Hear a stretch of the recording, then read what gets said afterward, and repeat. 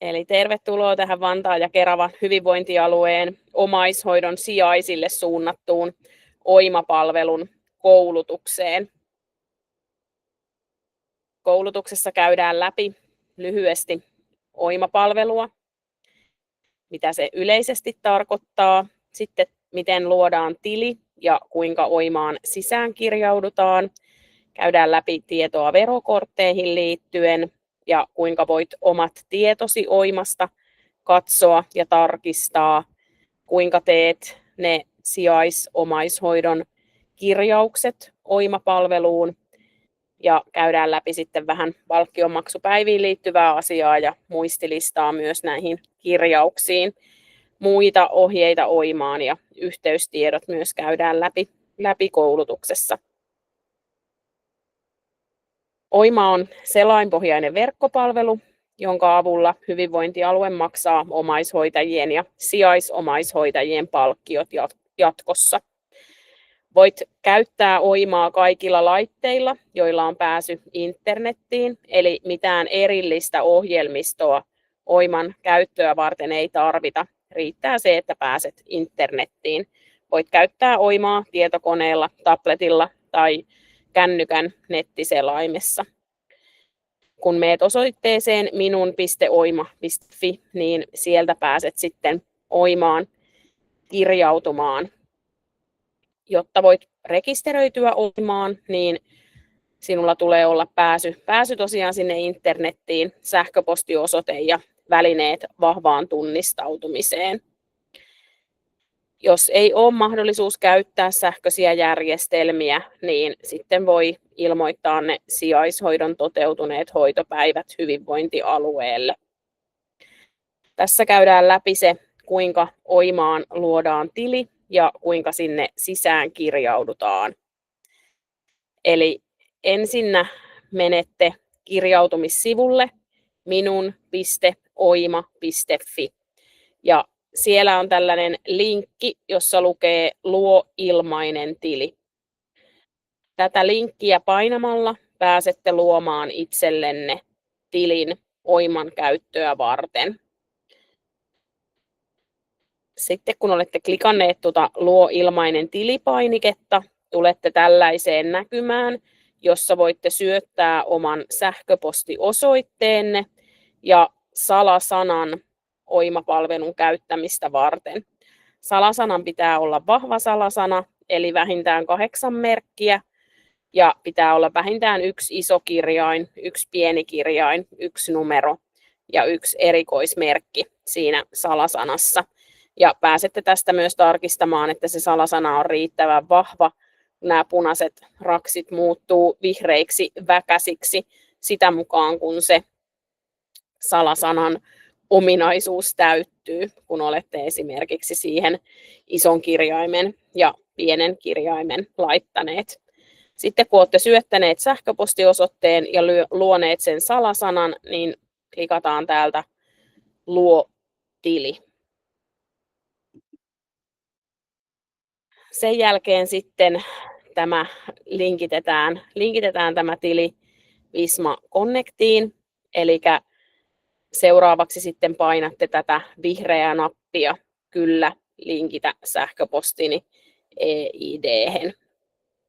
Ja tällä valinnalla pääsette sitten tekemään vahvan tunnistautumisen OIMA-palveluun omilla pankkitunnuksillanne. Tämä vahva tunnistautuminen tehdään vain ensimmäistä kertaa kirjautuessa.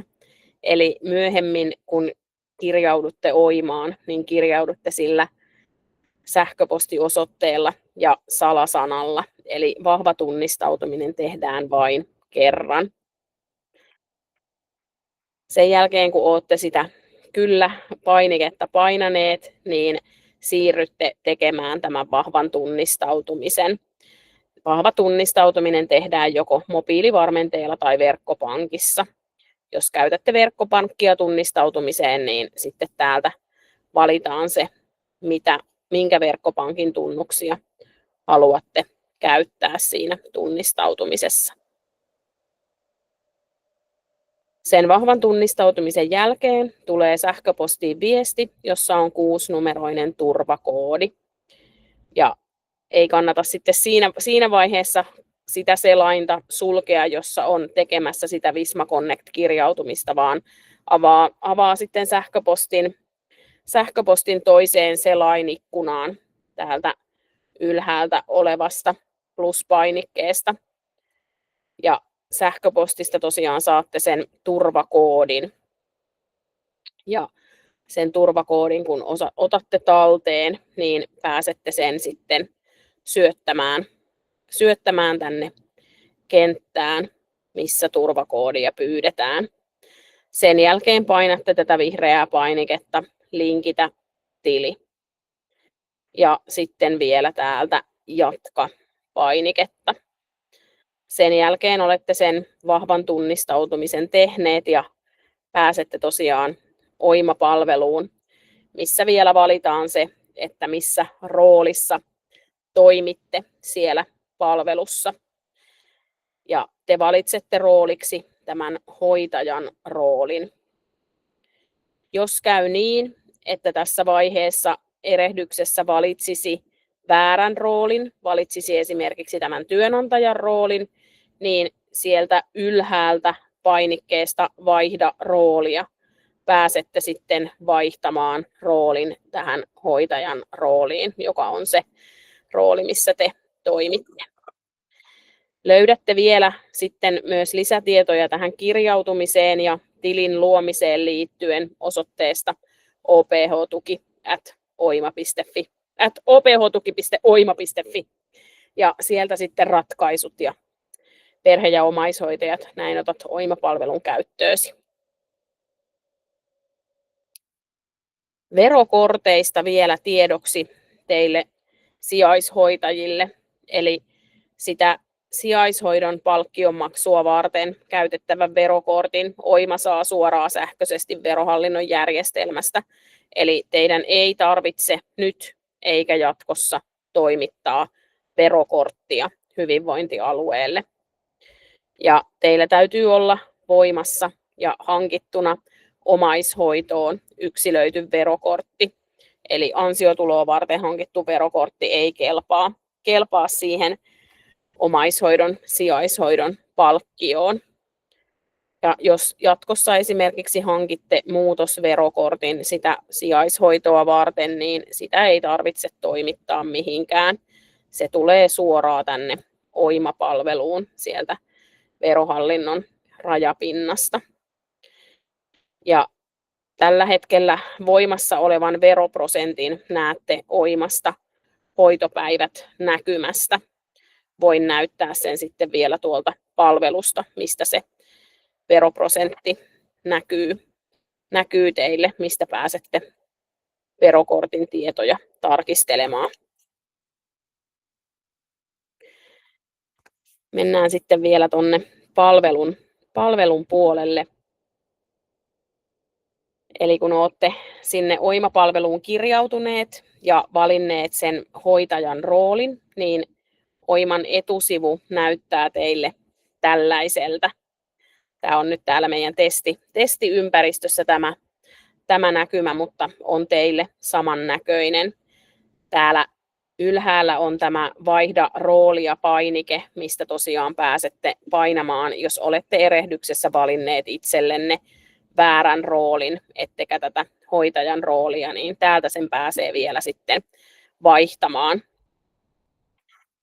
Tässä etusivulla näkyy tiedot teidän toimeksiantosopimuksesta tai toimeksiantosopimuksista, riippuen siitä, kuinka monelle henkilölle sijaishoitajana toimitte.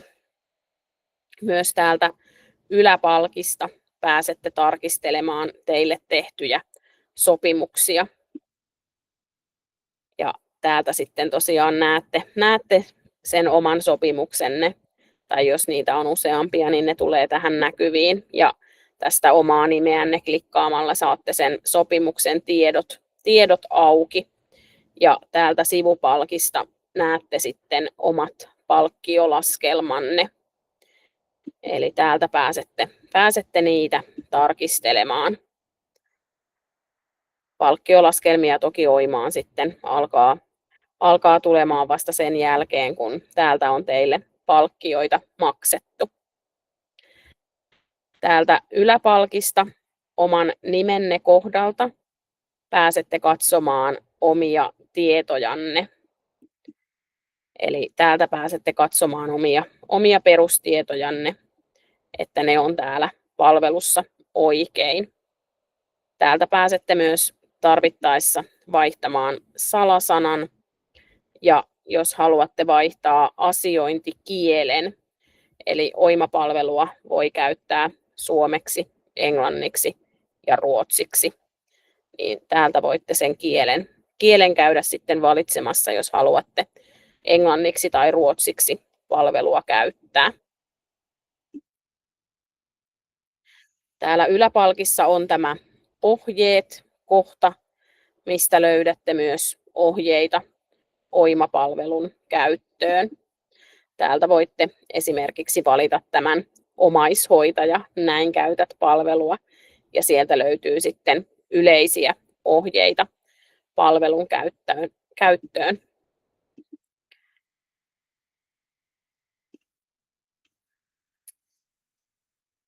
Sitten kun tosiaan sijaishoitajana toimitte, niin jotta jatkossa saatte sen sijaishoidon hoitopalkkion, niin teidän täytyy käydä tänne merkitsemässä ne päivät, kun sijaishoitajana toimitte. Pääsette tekemään sen esimerkiksi tästä kohdasta sopimukset ja jaksot, ja avaamalla tästä tämän sopimuksen tiedot te pääsette tänne hoitopäivät näkymään, jonne pääsette merkitsemään ne toteutuneet hoitopäivät, kun olette sijaishoitajana toimineet. Tänne, jos esimerkiksi toimisitte sijaishoitajana nyt tämän 7-9, tämä on nyt marraskuun kalenteri, mutta jos sen ajan toimisitte sijaishoitajana, niin voitte tästä monisyöttökohdasta laittaa sen monisyötön päälle ja valita nämä 3 päivää, jos teillä on sopimuksella sovittu, että toimitte sijaishoitajana 3 vuorokautta kuukaudessa. Silloin valitsette nämä 3 päivää, jos olette 3 päivää toimineet, ja täältä muokkaa päiviä kohdasta valitsette. Tämä automaattisesti ohjaa, että se on hoitopäivä. Eli ei tarvitse sitten muuta sen lisäksi tehdä kuin tallenna ja sulje. Jos huomaisitte, että laitoitte tähän 3 päivää ja olisittekin toiminut vain 2 päivää, niin voitte täältä vielä valita tämän 1 päivän ja käydä valitsemassa täältä muokkaa päiviä ja täältä tyhjennä kirjaukset. Siitä saatte tyhjennettyä sen kirjauksen, jos erehdyksessä valitsitte ja tallensitte väärän päivän, ja täältä tallenna ja sulje painikkeesta sitten pääsette sen kirjauksen poistamaan. Se on tärkeää tässä huomioida, kun näitä hoitopäiväkirjauksia tänne kalenteriin teette, että jos toimitte sijaishoitajana 1 vuorokauden kuukaudessa, niin valitsette tästä kalenterista 1 päivän, jonka olette sijaishoitajana toimineet. Silloin teille maksetaan 1 vuorokauden palkkio. Jos sopimuksella on sovittu 2 vuorokaudesta, valitsette 2 päivää tästä kalenterista. Ja jos sopimuksella on sovittu 3 vuorokaudesta, valitsette kalenterista 3 päivää. Kun tämä monisyöttö ei ole päällä, silloin pystytte valitsemaan täältä kalenterista myös yksittäisiä päiviä ja merkitsemään ne hoitopäiviksi. Nämä merkinnät, joita tänne kalenteriin teette, siirtyy suoraan sinne omaishoitajan kalenteriin. Eli omaishoitajan ei tarvitse merkitä omaan kalenteriinsa näitä sijaishoitopäiviä.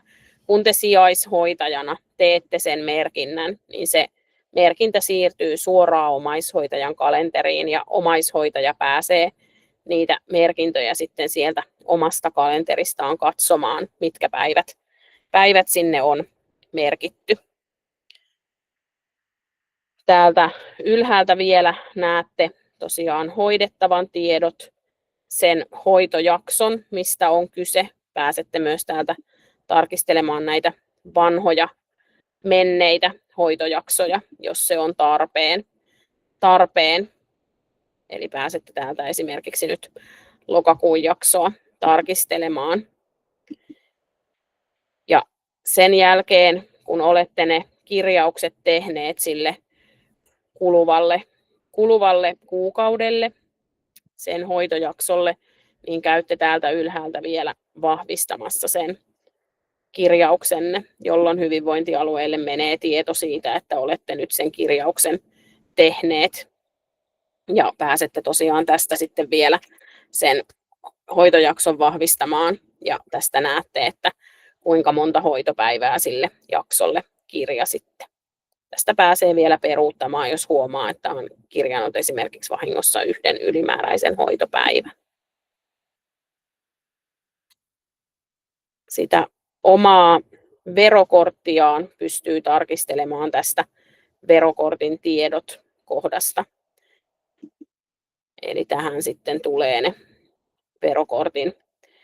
verokortin tiedot.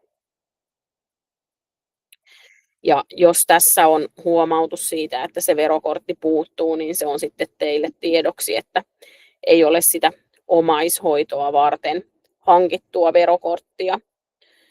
verokorttia täällä palvelussa ja silloin pitää olla sitten verottajaan yhteydessä ja sitä omaishoitoa varten yksilöityä verokorttia pyytää. Mennään vielä takaisin tänne diaesitykseen.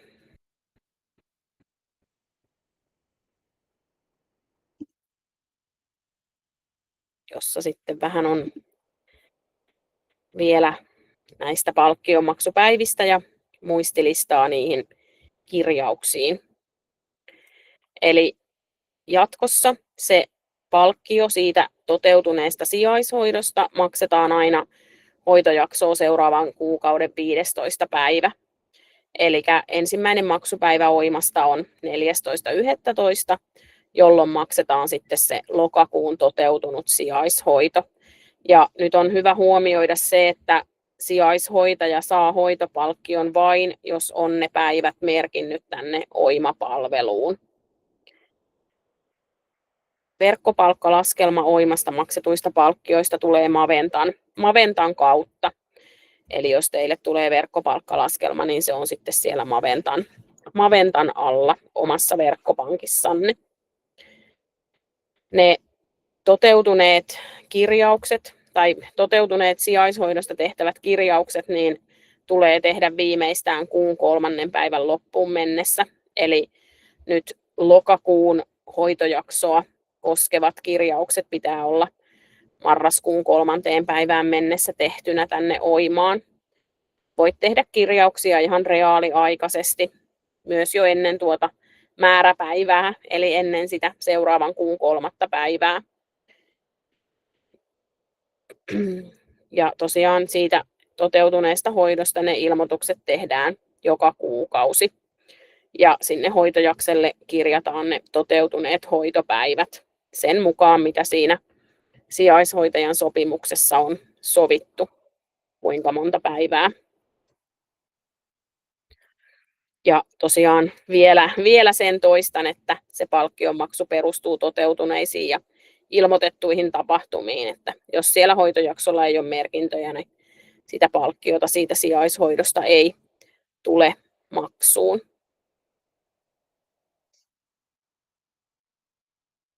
Näistä ohjeista tuolla palvelussa näytinkin teille sen kohdan, mistä pääsee niitä ohjeita tutkimaan, eli siellä yläpalkissa on se kysymysmerkki, jonka takaa sitten löytyy ohjeita Oima-palvelun käyttämiseen.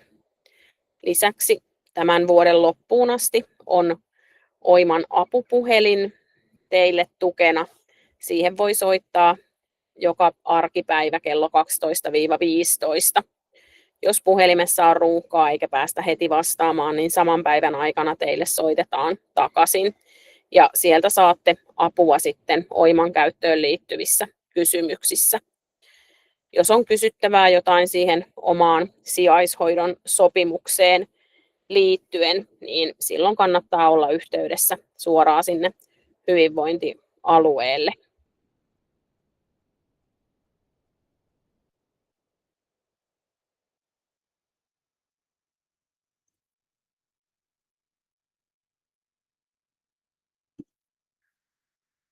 Hyvä.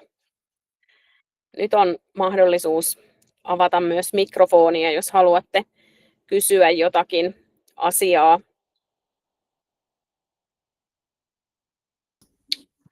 Tuonne oli Katariina tullut kysymys, että miten merkataan kalenteri, jos sijaishoitajana tekee sijaishoitoa esimerkiksi useassa monen tunnin osassa.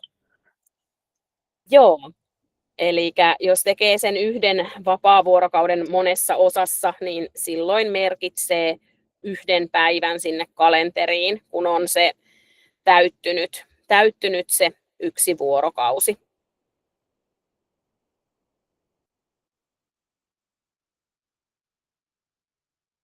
Eli ei merkata niitä jokaista päivää sinne, vain sitten se 1 päivä, kun on se tullut täyteen se vapaavuorokausi.